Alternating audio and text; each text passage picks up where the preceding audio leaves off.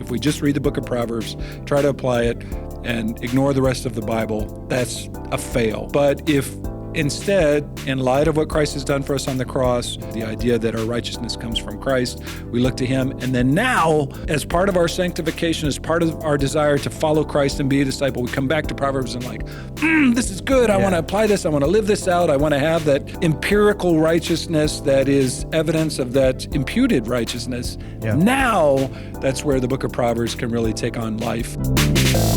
Welcome back to Footnotes with Dr. Tony Caffey. I'm your host, Adam Castellino, and of course with me as always is Pastor Tony. It's good to see you again, Tony. Hey, Adam. Let's talk Proverbs 10. Chop it up a little bit, huh? That's right. So we've finally reached the part of Proverbs where it's like these bullet points of Proverbs by Solomon, wise sayings, and you did a really clever work of grouping them together. We looked at Proverbs 10, verses 1 through 16, and you grouped them up, I believe, in 3 categories. Yeah, I'm following the lead of a few scholars. So Bruce Waltke has a framing of these proverbs into groups, so he doesn't see them as just kind of random, scattershot kind of things. Darren Garrett also in his commentary, the NAC commentary, has some,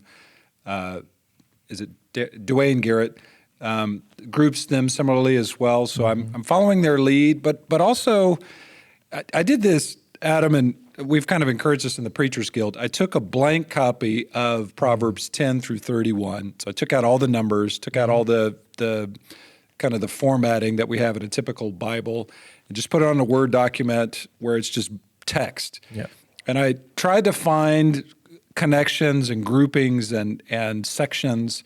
So I had some success with that, but some of it was a struggle too, because I did see some randomness to it. So the more we go along in this, it'll be probably harder and harder for me to think through the groupings. But let's see. I'm actually influenced quite a bit. There's a footnote in my manuscript by the words of Kathleen Nielsen, and she was talking about how we should respect the way in which this came together and how it was put here and think through what she uses the word swirl, how these all swirl together in certain ways and not instead just gravitate to the ones that we like or just group them together. Like, let's take all the ones that talk about money and bring them together and have a sermon on money. I think there's value in that, but let's respect the intentionality of the way that this was put together and try to make sense of it as we work through the book. Yeah. And I could echo what you're saying with that method for those who might have never thought of that before. If you're preparing a sermon or just want a kind of a unique way of looking at a chapter, removing the titles, removing like the numbers, and just looking at it as a block of text kind of challenges you to look at it as a text. Yeah. Because we're so used to like pulling out John 3:16. Wonderful verse, but in the context of that whole chapter, it resonates in a different way. So that could be a fun thing to do for those of you who like to do in-depth study. Try that out. We did that with Esther because we're going to be preaching Esther here pretty soon. I think we did that with James as well. Yep. And, I appreciate our modern day Bibles, the way that things are structured and the numbering so we can all be on the same page. Yeah. But there's value as well in kind of taking all that out and just reading it, if I can say it this way, like the way Paul's churches read it initially. There were no chapter divisions. There were no verses. There was just the text. Yep. And there's value in that. Yeah. So moving through the text, your first grouping was verses 1 through 5. And your whole theme in this passage was the way of the righteous. And your first point was the righteous obtain wealth honorably. And so in those first few verses, we see that he's talking about wealth within the context, of hard work versus laziness, slothfulness. And you made an interesting statement that the Proverbs are like hard candy. If you try to just crunch through them quickly, you're going to get a toothache. But you have to kind of let them kind of do its work inside of you. Yeah, that's a Tim Kellerism. I think he probably stole it from somebody else. That's what pastors do. They just steal analogies from other people. But I think it's a helpful analogy because the idea of the truism is there's a general truth that is being captured here, But if you squeeze it too hard, it's like a bar of soap. You squeeze a bar of soap too hard, it squirts out of your hands. Yeah. You can't do that. You can't absolutize it as a promise. Instead, Solomon, as a wise man, is looking out on the world and he's saying, all things being equal, typically this is what happens. You work hard, you get rewarded. You don't work hard, you get punished. And that's true. Even you and I in our modern day American world would say that's true, even though we know there are anomalies and exceptions to that. Yeah. Speaking of, we talked about, ill-gotten gain, sometimes does benefit people for a time. Yeah. And I was reminded of a story I recently heard about someone who's trying to worm their way into the upcoming election by throwing out all these lawsuits to kind of stir up trouble. All the lawsuits failed, but then it turns out this guy got pinched by the IRS and the FBI because for years he was running a tax scheme where he would advise other people to lie to get a bigger refund. He was doing this for years, not just with him, but with hundreds of clients. And then finally it caught up with him. So if someone would get $300 a refund, they'd lie and get $1,000. So for a time, it looked like it worked out, and he was benefiting other people, but now he's in big, big trouble. We got Ponzi schemes too, Yeah. with people who go to jail for that. We have, big brokerage firms and mutual fund managers who get caught doing shady things and going to jail. We have, as well, corporations that fall who cook the books. Yep. And that doesn't mean that there aren't some people that succeed, even though they're, and maybe even succeed long term, maybe even retire on the wealth, move to somewhere in the Caribbean and are able to capture all of their wealth that they was ill-gottenly gained. But that's not a normative thing. Typically, people go to jail. Typically, people get caught. And when you're in a world or a government where everything is turned over on its head, where only the wicked people prosper and then the hardworking people suffer, that's when you got bigger problems. You got a bad government. You got a bad system. And that, unfortunately, exists in our world as well. But that doesn't, I guess that's the point, that doesn't violate the reality of what Solomon is looking at, especially if you think of it as a father preaching to his son. Yeah. He wants his son to be a man who doesn't profit with ill-gotten gain, even if it does end up being successful for a time. He wants his son to work hard, to earn a living, to have the kind of work ethic that profits him. Absolutely. So this might be more of a curveball, but the last verse 5 says, "He who sleeps in harvest is a son who brings shame." And when I think of harvest, I immediately thought of John 4, where Jesus says, "The harvest is plentiful and the laborers are few." Do you think there is a connection there spiritually, or am I just making random associations? I think in the ancient world, the draw to the agricultural world for analogies is just, that's where they went. Yeah. Like, I guess in our modern day world, we use sports analogies all the time because we're obsessed with sports, right? So you even said curveball. Like, we don't even know we It's do in it there, sometimes. yeah. So in this world, whenever you're trying to extract something in terms of a principle or an analogy, this is probably more of a principle, a real principle here, because there actually were harvests that sons could sleep through. In Jesus's usage, it's more of an analogy for, preaching the gospel, making disciples, calling the lost sheep of Israel in that case to follow Jesus. So I think that's just your go-to source for all things principle or analogy. Let's go to the agricultural world because people know it. Most people were farmers. Most people had access to farms, seeing them, or in some cases is it husbandry? Is that the word for like goats and cows and so forth? I think so, yeah. But that's what they would use in order to make their points. Cool. There are sports analogies too. In the Bible? Yeah, Really? Paul talks about the that's Olympics right. and the running, so wrestling. That's why I use sports analogies, because Yeah, Paul did it. Yes, of course. That's why we do it. So as we moved on through verses 6 through 11, your point was the righteous employs speech judiciously. And we see a theme woven through these verses about the righteous and their language. And of course, twice Solomon writes, the babbling fool will come to ruin. Yep. And then you mentioned this, the first verse 6 says, blessings are on the head of the righteous. And you had said, these kinds of blessings are meant to be, or at least I think I connected what you said, blessings are meant to be shared. And we see that in this passage. It's not just, I'm righteous, give me. It's the righteous blessed specifically through what they say. Yes. And even in the following verse, the memory of the righteous is a blessing. We see that, here's a person who, as I understand it, is dead, and yet the blessing of what he received is being passed down as a heritage to his children, his grandchildren. And so I think that's the nature of blessings. There's a couple different words that are used for blessing in Hebrew. And I think both of them have the idea of God's favor upon you, whether it's wealth or wisdom or knowledge or insight. And that is not just kind of a self-inflating kind of, let me show off how much I have, but instead it's meant to be shared. It's meant to overflow to others in generosity. For somebody, to use the New Testament language, he who's been given much will be expected of him. Right. So I think that still is true today. I have shared with people in my own life who I have seen to be intelligent and skilled, whether it's in labor or in educational matters. And I'll say, you've been given a lot. God expects you to use that to bless others and to benefit others. Don't just hoard that, but instead use it for God's glory. And that's an Old Testament principle that goes right into the New Testament. Absolutely.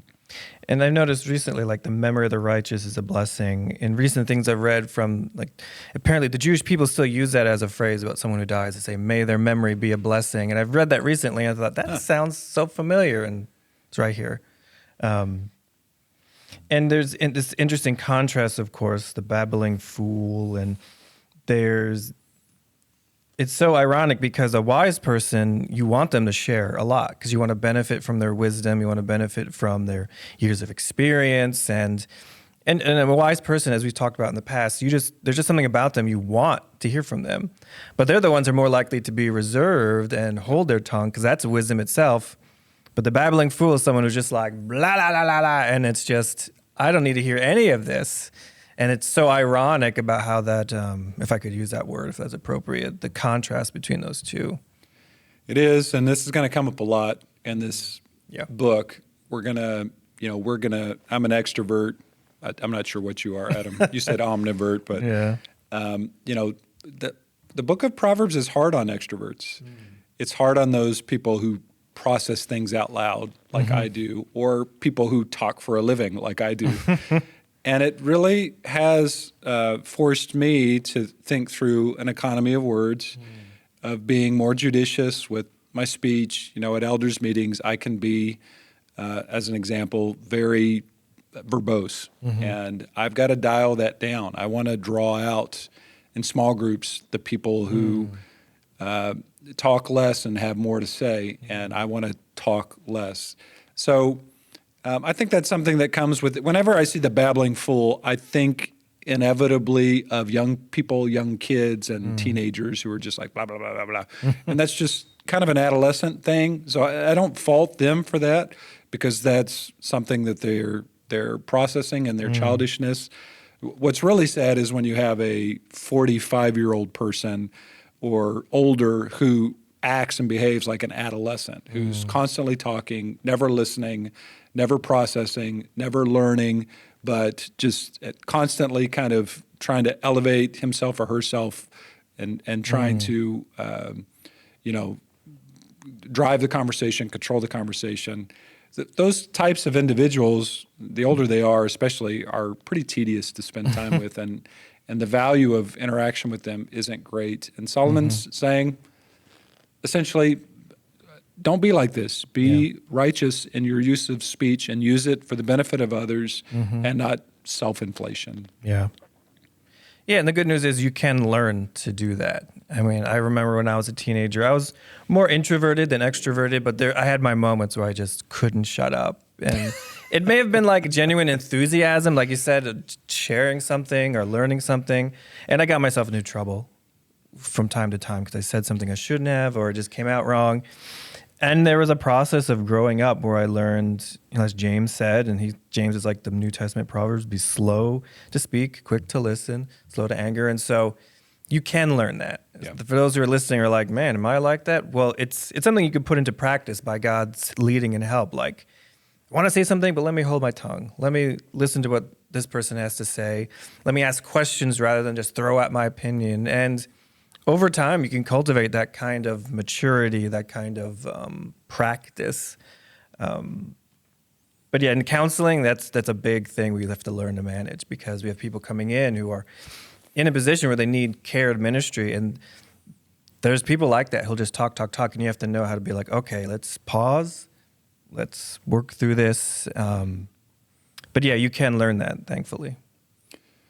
I think marriage dynamics too could play into this because typically opposites attract, and you will have somebody who talks more than the other, and so they have to learn communication styles. I think in marriage too, Adam, you know this. You have to learn to be a good listener. If you're, nobody wants to be married to somebody who's a bad listener or somebody who cuts them off or somebody who's like always, men are the worst at this, always solving their problems instead of being a good listener. Dear, let me just solve your problem for you. Your problem is, no wife wants to hear that. They're like, why don't you just listen and be attentive to what I'm trying to share at this moment. So I think I'm glad you utilized James because I think James is very much advocating for within the church, be good listeners, be people who are engaged, be people who are teachable and who have a genuine interest in others and aren't kind of selfishly always looking to self-aggrandize. Yep. We've done this before. I probably do this a lot, talk about how marriage can be used in this way. And so it is amazing reflecting on it in this time, how God uses marriage to mature us in these ways. And God can still do it if you're not married. Don't worry. God is at work in your life. But marriage is such a valuable matrix, if I could use that word, for God doing these things. And then what you learn through that, you could apply to other areas of your life. So it's the crucible of our sanctification. Yes, absolutely. And, you get married and you're like, boy, this is challenging and I'm way more selfish than I realized and I need to change. Yeah. And you're like, I can't be stretched even any farther than this. And then you have a kid and you're like, boy, I haven't even learned to die to myself yet. It's great. God's so good at coming up with these ways of working in our life. So the final point, we looked at verses 1 through 5, 6 through 11. Now, 12 through 16, we didn't go through the whole chapter. That's coming up. But 12 through 16, your point was the righteous walks securely. And that's such a wonderful truth that we see in Scripture, especially in our day and age when there's so much uncertainty. We don't have to fear the way the world fears because the righteous, the wise, have the security that the unwise don't have. If there is a little bit of randomness in this passage, it is in these verses. And I did fixate on the idea of a rich man's wealth being his strong city. And obviously that's something that we would call a truism, but we need to be careful with that. There's other statements in the Book of Proverbs that warn us against trusting in our wealth. But if you follow the flow of thought, there is you fear the Lord, you work hard, you earn wealth, and that wealth protects you from being vulnerable in certain ways. That was true in Solomon's world. That's true in our world. It doesn't protect you from everything, and it can slip through your fingers totally in our modern day world. But, there is a sense of security that comes from not being in debt, let's say. There's a security that comes from having, a nest egg or having a little bit of margin in your bank account, a savings account where you can draw from if you go through 6 months of unemployment or whatever. So I think we can still extract, going back to the hard candy reference, something from this that's valuable in how we handle our finances, but don't bite down too hard on this or else you're going to end up in a bad place. Absolutely. And I find it interesting, in verse 15 is where he says that a man's wealth is his strong city. And then immediately the next verse, he says, the wage of righteousness leads to life. So before we get too far thinking that wealth is the goal, he goes back to righteousness and says the gain of the wicked to sin.